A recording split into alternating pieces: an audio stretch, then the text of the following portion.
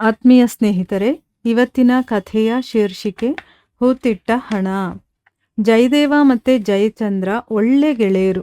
ಒಂದ್ಸರಿ ಜಯದೇವ ಏನ್ ಮಾಡ್ತಾನೆ, 6 ತಿಂಗಳು ಬೇರೆ ಊರಿಗೆ ಹೋಗ್ಬೇಕಾಗಿ ಬರುತ್ತೆ. ಅದಕ್ಕೆ ಏನ್ ಮಾಡ್ತಾನೆ ಅವನು, ತನ್ನ ನಗನಾಣ್ಯಗಳು ಅಂದ್ರೆ ಅವ್ರ ಹತ್ರ ಇರುವಂತಹ ಹಣ ಮತ್ತೆ ಒಡವೆಗಳು ಇದನ್ನೆಲ್ಲ ಒಂದು ಪೆಟ್ಟಿಗೆಗೆ ಹಾಕಿ ಜಯಚಂದ್ರನ ಹತ್ರ ಬಂದು ಹೇಳ್ತಾನೆ, ನಾನು ಕಾಶಿಗೆ ಹೋಗಿ ಬರೋದಕ್ಕೆ 1 ವರ್ಷ ಆಗಬಹುದೇನೋ, ಕಳ್ಳಕಾಕರರ ಭಯ ಬೇರೆ, ನನ್ನ ಹತ್ರ 50,000 ಅಷ್ಟು ಚಿನ್ನ ಇದೆ, ನಾನು ಹೋಗಿ ಬರೋವರೆಗೂ ಇದನ್ನ ನಿನ್ನ ಹತ್ರ ಜೋಪಾನವಾಗಿ ಇಟ್ಕೊಳ್ತೀಯಾ ಅಂತಂದ್ಬಿಟ್ಟು ಹೇಳ್ತಾನೆ. ಅದಕ್ಕೆ ಜಯಚಂದ್ರ ಹೇಳ್ತಾನೆ, ಬೇಡಪ್ಪ, 1 ವರ್ಷದಲ್ಲಿ ಏನೆಲ್ಲ ಬದಲಾವಣೆ ಆಗ್ಬೋದೋ ಏನೋ, ನಾನೇ ಇರ್ತೀನೋ ಇಲ್ವೋ ಗೊತ್ತಿಲ್ಲ. ಅದಕ್ಕೆ ಒಂದು ಕೆಲಸ ಮಾಡೋಣ, ನಾವಿಬ್ರೂ ಸೇರಿ ನೀನೇ ಯಾವುದಾದ್ರೂ ಒಂದು ಜಾಗವನ್ನ ಹೇಳು, ಆ ನೆಲವನ್ನ ಅಗದು ಆ ಪೆಟ್ಟಿಗೆಯನ್ನ ಬಚ್ಚಿಟ್ಬಿಡೋಣ. ನೀನ್ ಊರಿಗೆ ಹೋಗಿ ಬಂದ ಮೇಲೆ ನನ್ನನ್ನ ಕೇಳೋದೇ ಬೇಕಾಗಿಲ್ಲ, ಅಲ್ಲಿಂದ ನೀನು ಆ ಪೆಟ್ಟಿಗೆಯನ್ನ ತಗೊಂಡು ಹೋಗ್ಬೋದು ಅಂತ ಹೇಳ್ತಾನೆ. ಜಯಚಂದ್ರಂದು ಒಂದು ದಿನಸಿ ಅಂಗಡಿ ಇತ್ತು. ಅಷ್ಟರಲ್ಲಿ ಯಾರೋ ಬಂದು 10 ರೂಪಾಯಿ ಚಿಲ್ಲರೆ ಮರ್ತು ಹೋಗ್ಬಿಟ್ಟಿರ್ತಾರೆ. ಆಯ್ತಾ, ಆ ಮಾತುಕತೆ ನಡೀತಾ ಇರಬೇಕಾದ್ರೇನೆ ಜಯಚಂದ್ರನ ಗಮನ ಚಿಲ್ಲರೆ ಮೇಲೆ ಹೋಗುತ್ತೆ. ಅವನು ಆಳನ್ನು ಕರೆದು ಹೇಳ್ತಾನೆ, ನೋಡು, ಈ ಚಿಲ್ಲರೆಯನ್ನ ದೀನಪ್ಪನ ಮನೆಗೆ ಹೋಗಿ ಕೊಟ್ಬಿಟ್ ಬಾ, ಬೇರೆಯವ್ರ ಹಣ ನಮಗೆ ಬೇಡ ಅಂತ ಹೇಳ್ತಾನೆ. ಅಂದ್ರೆ ಆ ಚಿಲ್ಲರೆಯನ್ನ ಆಳಿನ ಮುಖಾಂತರ ದೀನಪ್ಪನ ಮನೆಗೆ ತಲುಪಿಸ್ತಾನೆ. ಅದನ್ನ ನೋಡಿದ್ಮೇಲೆ ಜಯದೇವನಿಗೆ ಜಯಚಂದ್ರನ ಮೇಲೆ ಇನ್ನೂ ನಂಬಿಕೆ ಬರುತ್ತೆ. ನೋಡು, ಬೇರೆಯವ್ರ ದುಡ್ಡು ಇವನು ಮುಟ್ಟಲ್ಲ ಅಂದಮೇಲೆ ನನ್ನ ಒಂದು ಸ್ವತ್ತು ಏನಿದೆಯೋ ಅದನ್ನು ಇವನು ಬೇರೆಯವರದ್ದು ಅಂತ ನೋಡ್ತಾನಲ್ವಾ, ಇವನು ನನ್ನ ಚಿನ್ನ ಒಡವೆ ಏನೇ ಆಗಿರ್ಬೋದು ಅದಕ್ಕೆ ಆಸೆ ಪಡೋದಿಲ್ಲ ಅಥವಾ ಅವ್ನು ತಗೊಳ್ಳೋದಿಲ್ಲ ಅನ್ನೋ ಒಂದು ನಂಬಿಕೆ ಅವನಿಗೆ ಬರುತ್ತೆ. ಅದಕ್ಕೆ ಅವನೇನು ಮಾಡ್ತಾನೆ, ಜಯಚಂದ್ರನ ಜೊತೆ ಊರು ಹೊರಗಡೆ ಇರುವಂಥ ಒಂದು ಕಾಡಿಗೆ ಹೋಗಿ ಒಂದು ಜಾಗದಲ್ಲಿ ಒಂದು ದೊಡ್ಡ ಗುಂಡಿಯನ್ನು ತೋಡಿ ಆ ಪೆಟ್ಟಿಗೆಯನ್ನು ಮುಚ್ಚಿಟ್ಟು ಕಾಶಿ ಯಾತ್ರೆಗೆ ಅವನು ಹೊರಟು ಹೋಗ್ತಾನೆ. 2 ವರ್ಷ ಆದಮೇಲೆ ಜಯದೇವ ಕಾಶಿಯಿಂದ ವಾಪಸ್ ಬಂದಿದ ತಕ್ಷಣ ಜಯಚಂದ್ರನ ಮನೆಗೆ ಹೋಗಿ, ನನ್ನ ಯಾತ್ರೆ ಎಲ್ಲ ತುಂಬ ಚೆನ್ನಾಗಾಯಿತು, ನೀನು ಬಾ, ಆ ಕಾಡಿನಿಂದ ನಾವು ನನ್ನ ಪೆಟ್ಟಿಗೆಯನ್ನು ತರೋಣ ಅಂತ ಅಂದ್ಬಿಟ್ಟು ಹೇಳ್ತಾನೆ. ಆಗ ಅವನು ಕೂಡ ತುಂಬ ಸಂತೋಷ, ನಡಿ ನಡಿ ಹೋಗೋಣ ಅಂತ ಅಂದ್ಬಿಟ್ಟು ಇಬ್ಬರು ಅಲ್ಲಿಗೆ ಹೋಗ್ತಾರೆ. ಮಣ್ಣು ತೆಗೆದು ನೋಡಿದಾಗ ಪೆಟ್ಟಿಗೆ ಅಲ್ಲಿ ಇರಲೇ ಇರಲಿಲ್ಲ. ಅದನ್ನು ನೋಡಿ ಜಯಚಂದ್ರ ಗಾಬರಿಯಿಂದ, ಇದೇನಯ್ಯ, ಇಲ್ಲಿ ಹಣನೇ ಇಲ್ವಲ್ಲ, ಒಡವೆನೇ ಇಲ್ವಲ್ಲ, ನೀನು ಕಾಶಿಗೆ ಹೋದಾಗಿಂದ ನಾನು ಈ ಕಡೆ ಬಂದೇ ಇಲ್ಲ ಅಂತ ಹೇಳ್ತಾನೆ. ಜಯದೇವನಿಗೂ ಏನೂ ಅರ್ಥ ಆಗಲಿಲ್ಲ, ಏನಾಯ್ತಪ್ಪ ಅಂತ ತುಂಬ ಗಾಬರಿಯಿಂದ ಅವನು ಮನೆಗೆ ವಾಪಸ್ ಬರ್ತಾನೆ. ಹಣ ಇಟ್ಟಿರುವಂಥ ವಿಚಾರ ಬೇರೆ ಯಾರಿಗೂ ಗೊತ್ತಿರಲಿಲ್ಲ, ಜಯಚಂದ್ರ ಮತ್ತು ಜಯದೇವರಿಗೆ ಮಾತ್ರ ಗೊತ್ತಿತ್ತಲ್ವಾ. ಹೀಗಾಗಿ ಜಯಚಂದ್ರನೇ ಕದ್ದಿರಬಹುದು ಅಂತಂದ್ರೂ ಕೂಡ ಅದಕ್ಕೆ ಸಾಕ್ಷಿನೇ ಇಲ್ವಲ್ಲ, ಅವನು ಸುಮ್ಮನೆ ಆಗ್ಬಿಡ್ತಾನೆ. ನಿಜವಾಗ್ಲೂ ಜಯಚಂದ್ರ ಜಯದೇವ ಕಾಶಿಗೆ ಹೋದ್ಮೇಲೆ ಆ ಪೆಟ್ಟಿಗೆಯನ್ನು ಹೊರಗಡೆ ತೆಗೆದು ಹಣವನ್ನೆಲ್ಲ ತನ್ನ ಹತ್ರನೇ ಇಟ್ಕೊಂಡಿದ್ದ. ಸಾಕ್ಷಿ ಇಲ್ಲದೆ ಯಾರು ಏನು ಮಾಡೋದಕ್ಕಾಗೋದಿಲ್ಲ ಅಂತ ಅವನಿಗೆ ಗೊತ್ತಿತ್ತು. ಅದರಿಂದ ಅವನು ಹೀಗೆ ಮಾಡಿದ್ದ. ಜಯದೇವನ ಮನೆ ಹತ್ರ ಒಂದು ಅಡುಗುಲಜ್ಜಿ ಇದ್ಲು, ತುಂಬ ವಯಸ್ಸಾಗಿರುವಂಥ ಒಬ್ಬ ಅಜ್ಜಿ ಇದ್ಲು. ಜಯದೇವನ ಒಂದು ಬಾಡಿರುವಂಥ ಮುಖವನ್ನು ನೋಡಿ, ಜಯದೇವ, ಏನಾಗಿದೆಯಪ್ಪ, ಕಾಶಿಯಿಂದ ಬಂದ್ಮೇಲೆ ನೀನು ಸಂತೋಷವಾಗೇ ಇಲ್ವಲ್ಲ, ಯಾಕೆ ಅಂತಂದ್ಬಿಟ್ಟು ತುಂಬ ಕರುಣೆಯಿಂದ ಕೇಳ್ತಾಳೆ, ಕನಿಕರದಿಂದ ಕೇಳ್ತಾಳೆ. ಜಯದೇವ ಆಗ ಎಲ್ಲವನ್ನು ಕೂಡ ಅಜ್ಜಿಗೆ ವಿವರಿಸಿ ಹೇಳ್ತಾನೆ.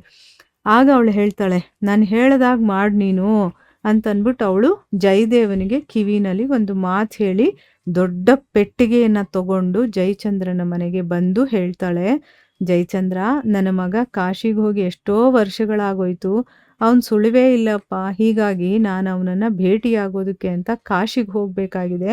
ನನ್ನ ಮನೆಯಲ್ಲಿ ತುಂಬ ನಗನಾಣ್ಯಗಳಿದೆ, ಅಂದರೆ ನನ್ನ ಹತ್ರ ತುಂಬಾ ದುಡ್ಡು ಒಡವೆ ಇದೆಲ್ಲ ಇದೆ, ನೀನು ತುಂಬ ನಂಬಿಕಸ್ಥನ ಹಾಗಿದೆಯಾ, ಊರವರೆಲ್ಲ ಹಾಗೆ ಹೇಳ್ತಾರೆ, ಅವನು ತುಂಬ ನಂಬಿಕಸ್ಥನಪ್ಪ ಅಂತ, ನಾನು ಕಾಶಿಗೆ ಹೋಗಿ ಬರೋವರೆಗೂ ಇದನ್ನು ಜೋಪಾನವಾಗಿ ಇಟ್ಕೊಳ್ತೀಯಾ ಅಂತಂದ್ಬಿಟ್ಟು ಹೇಳ್ತಾಳೆ. ಈಗ ಜಯಚಂದ್ರನಿಗೆ ತುಂಬ ಸಂತೋಷ ಆಗತ್ತೆ. ನಾನು ಜಯದೇವನಿಗೆ ಮಾಡಿದಂಥ ಮೋಸ ಯಾರಿಗೂ ಗೊತ್ತಿಲ್ಲ, ಅದೂ ಅಲ್ಲದೆ ಇವಳ ಹತ್ರ ಜಯದೇವನ ಹತ್ರ ಇದ್ದಿದ್ದಕ್ಕಿಂತ 4 ಪಟ್ಟು ಹೆಚ್ಚು ನಗನಾಣ್ಯಗಳಿದೆ ಅಂತ ಅವನು ಆಲೋಚನೆ ಮಾಡಿ ಸಂತೋಷ ಪಡ್ತಾನೆ. ಯಾಕೆ ಅಂದರೆ ಜಯದೇವ ಕೊಟ್ಟಿರುವಂಥ ಒಂದು ಪೆಟ್ಟಿಗೆ ಇರುತ್ತಲ್ಲ, ಅದಕ್ಕಿಂತ ತುಂಬ ದೊಡ್ಡ ಪೆಟ್ಟಿಗೆ ಇವಳು ತಂದಿರ್ತಾಳೆ. ಅದನ್ನು ನೋಡಿ ಅವನಿಗಿಂತ ಇವಳ ಹತ್ರ ಜಾಸ್ತಿ ಇದೆ ಅಂತ ಅಂದ್ಬಿಟ್ಟು, ಅಜ್ಜಿ ನಾವಿಬ್ರು ಕೂಡಿ, ಅಂದರೆ ನಾನೊಬ್ನೇ ಅಲ್ಲ, ನಾವಿಬ್ರು ಕೂಡಿ ಇದನ್ನ ಒಂದು ಕಡೆ ಬಚ್ಚಿಡೋಣ ಅಂತ ಹೇಗೆ ಜಯದೇವನಿಗೆ ಹೇಳಿರ್ತಾನೋ ಅದೇ ರೀತಿ ಅಜ್ಜಿಗೂ ಕೂಡ ಹೇಳ್ತಾನೆ. ಈ ರೀತಿ ಅವ್ರು ಮಾತಾಡ್ತಾ ಇರುವಾಗ್ಲೇ ಮಧ್ಯ ಜಯದೇವ ಬರ್ತಾನೆ. ಜಯದೇವ ಏನಾದ್ರೂ ನನ್ ಗುಟ್ಟನ್ ರಟ್ಟು ಮಾಡ್ಬಿಡ್ಬಹುದೇನೋ ಅನ್ನೋ ಭಯದಿಂದ ಜಯಚಂದ್ರ ಏನು ಮಾಡ್ತಾನೆ, ಜಯದೇವ ನಿನ್ ಪೆಟ್ಟಿಗೆ ಸಿಕ್ತು ಕಣೋ, ಅದು ಬೇರೆ ಜಾಗದಲ್ಲಿ ಹೂತಿಟ್ಟಿದ್ದು, ನಾವು ಬೇರೆ ಕಡೆ ಹುಡುಕಿದ್ವಿ, ಅದಕ್ಕೋಸ್ಕರನೇ ನೆನ್ನೆ ಸಿಕ್ಕಿಲ್ಲ. ಆಮೇಲೆ ನಾನು ಹೋಗಿ ಮತ್ತೆ ಅದನ್ನ ಹುಡುಕಾಡ್ದೆ, ಆಗ ನೋಡ್ ಸಿಕ್ತು ಅಂತನ್ಬಿಟ್ಟು ಒಳಗಡೆ ಹೋಗಿ ಆ ಪೆಟ್ಟಿಗೆಯನ್ನ ತಂದು ಜಯದೇವನಿಗೆ ಕೊಡ್ತಾನೆ. ಜಯದೇವ ಏನೂ ಮಾತಾಡ್ದೆ ಆ ಪೆಟ್ಟಿಗೆಯನ್ನ ತಗೊಂಡು ಅಜ್ಜಿ ಕಡೆ ತಿರುಗ್ತಾನೆ. ಆಗ ಏನೂ ಗೊತ್ತಿಲ್ಲದೆ ಇರೋ ಹಾಗೆ ಅಜ್ಜಿನೂ ಜಯದೇವ ಅಲ್ಲಿ ಆಕ್ಟಿಂಗ್ ಮಾಡ್ತಾ ಇದ್ದಾರೆ. ಆಮೇಲೆ ಅವನು ತಿರುಗಿ ನೋಡಿದಾಗ ಅಜ್ಜಿ ಹೇಳ್ತಾನೆ, ಜಯದೇವ ನನ್ನ ಮಗ ಕಾಶಿಯಲ್ಲೇನಾದ್ರೂ ಸಿಕ್ಕಿದ್ನೇನಪ್ಪ ನಿನಗೆ, ಅವನ ಸುದ್ದಿ ಕೇಳಿ ತುಂಬಾನೇ ದಿನ ಆಗೋಯ್ತು ಅನ್ನೋ ರೀತಿ ಅವಳು ಹೇಳ್ತಾಳೆ. ಅಂದ್ರೆ ನೀನ್ ಕಾಶಿಗೆ ಹೋಗಿದ್ದೆ ಅನ್ನೋದು ಗೊತ್ತಾಯ್ತು, ಅಲ್ಲೇನಾದ್ರೂ ನನ್ನ ಮಗ ಸಿಕ್ಕಿದಾನಾ ಅಂತ. ಅವನು ಹೋಗೇ ಎಷ್ಟೋ ವರ್ಷ ಆಗೋಗಿದೆ, ಅವನ ಬಗ್ಗೆ ನನಗೇನು ಸುದ್ದಿನೇ ಸಿಕ್ಕಿಲ್ಲ ಅಂತನ್ಬಿಟ್ಟು ಹೇಳ್ತಾಳೆ. ಅದಕ್ಕೆ ಜಯದೇವ ಹೇಳ್ತಾನೆ, ಸಿಕ್ಕಿದ್ದ ಅಜ್ಜಿ, ನಿನ್ನ ಕ್ಷೇಮ ಸಮಾಚಾರ ಎಲ್ಲ ವಿಚಾರಿಸ್ದ ಅವನು, ಈ ತಿಂಗಳೇ ಮತ್ತೆ ಬರ್ತಾನಂತೆ ಅವನು ಅಂತ. ಅಂದ್ರೆ ಅವನಿಷ್ಟು ವರ್ಷ ಆಗಿದೆ ಅಲ್ವಾ, ಈ ತಿಂಗಳಲ್ಲಿ ಬಂದ್ಬಿಡ್ತಾನಂತೆ ಅಂತನ್ಬಿಟ್ಟು ಹೇಳ್ತಾನೆ. ಅದನ್ನ ಕೇಳಿ ಅಜ್ಜಿ ನಗನಾಣ್ಯದ ಪೆಟ್ಟಿಗೆಯನ್ನ ಜಯಚಂದ್ರನಿಗೆ ಕೊಡದೆ ಅವಳೇನ್ ಮಾಡ್ತಾಳೆ, ನಾನು ಕಾಶಿಗೆ ಹೋಗಿ ಏನಪ್ಪ ಪ್ರಯೋಜನ, ನನ್ನ ಮಗನೇ ಇಲ್ಲಿಗೆ ಬರ್ತಾನಲ್ಲ ಅಂತನ್ಬಿಟ್ಟು ಜಯಚಂದ್ರ ನಾನಿನ್ ಹೊರಡ್ತೀನಿ ಅಂತನ್ಬಿಟ್ಟು ಪೆಟ್ಟಿಗೆಯನ್ನ ತಗೊಂಡು ಮನೆಗೆ ಹೊರಟೋಗ್ಬಿಡ್ತಾಳೆ. ನೋಡಿ, ಅಜ್ಜಿ ಮಗನನ್ನ ಹುಡ್ಕೊಂಡು ಕಾಶಿ ಯಾತ್ರೆ ಮಾಡ್ಬೇಕು ಅಂತಿದ್ಲು. ಇವನ್ ಕಾಶಿ ಯಾತ್ರೆ ಮಾಡಿ ಬರೋದಕ್ಕೆ 2 ವರ್ಷ ಹಿಡಿತು. ಇನ್ನು ಅಜ್ಜಿ ವಯಸ್ಸಾಗಿರೋಳು, ಇವಳು ಹೋದ್ರೆ ಇನ್ನು ವಾಪಸ್ ಬರೋದಿಲ್ಲ ಅನ್ನೋ ರೀತಿ ಇರುತ್ತಲ್ವಾ, ಅದಕ್ಕೋಸ್ಕರ ಅವಳ ಒಂದು ಹಣವನ್ನ ಇವನು ದೋಚಬೇಕು ಅಂದ್ಬಿಟ್ಟು ತನ್ನ ಸ್ನೇಹಿತನ ಹಣವನ್ನ ವಾಪಸ್ ಕೊಟ್ಬಿಡ್ತಾನೆ.